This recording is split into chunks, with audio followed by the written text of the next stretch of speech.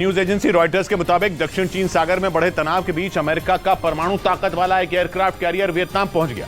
सीमा विवाद को लेकर चीन के साथ बिगड़ते रिश्तों के बीच वियतनाम लगातार अमेरिका से दोस्ती बढ़ाने में जुटा है और इसी का नतीजा रहा कि अमेरिका ने अपने परमाणु ताकत वाले एयरक्राफ्ट कैरियर रोनाल्ड रेगन को वियतनाम भेज दिया और चीन को सीधी चुनौती दे डाली, क्योंकि चीन लंबे वक्त से दक्षिण चीन सागर को अपनी जागीर समझता है और उसे इस इलाके में किसी का भी दखल बर्दाश्त नहीं। इसी वजह से उसने एक साथ कई देशों को अपना दुश्मन बना लिया, जिनमें वियतनाम, फिलीपींस, मलेशिया, जापान और ब्रुनई जैसे देश शामिल हैं। लेकिन अमेरिका ने वियतनाम में अपना एयरक्राफ्ट कैरियर भेजकर चीन को यह साफ संदेश दे दिया कि दक्षिण चीन सागर उसकी जागीर नहीं।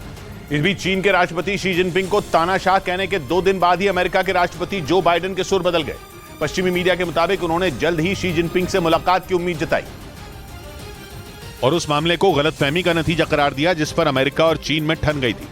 पश्चिमी मीडिया ने दावा किया कि 2 दिन पहले जो बाइडेन चीन पर भड़क गए थे और उन्होंने फरवरी में हुई एक घटना पर जमकर अपनी भड़ास भी निकाली, जब अमेरिका के आसमान में संदिग्ध गुब्बारे दिखने की घटना सामने आई थी, जिस पर बाइडेन ने चीन को घेरते हुए उनके देश की जासूसी करने का आरोप लगाया।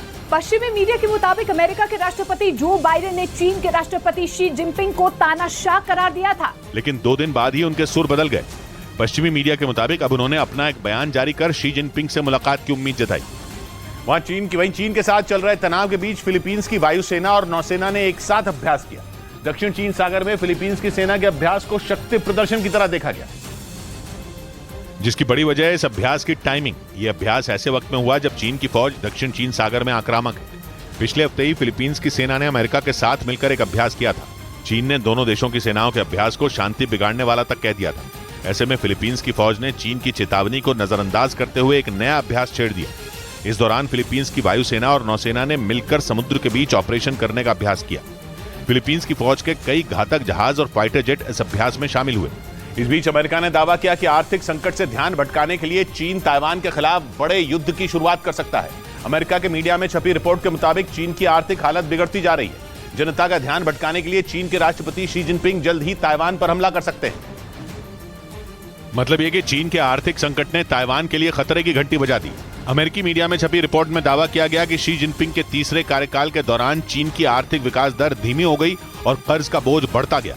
रिपोर्ट में दावा किया गया कि आर्थिक संकट से लोगों का ध्यान भटकाने के लिए शी जिनपिंग राष्ट्रवाद के मुद्दे को हथियार बना सकते हैं और ताइवान पर हमला कर सकते हैं, क्योंकि चीन ताइवान को अपना हिस्सा मानता है और हर वक्त उस पर कब्जे की फिराक में रहता है।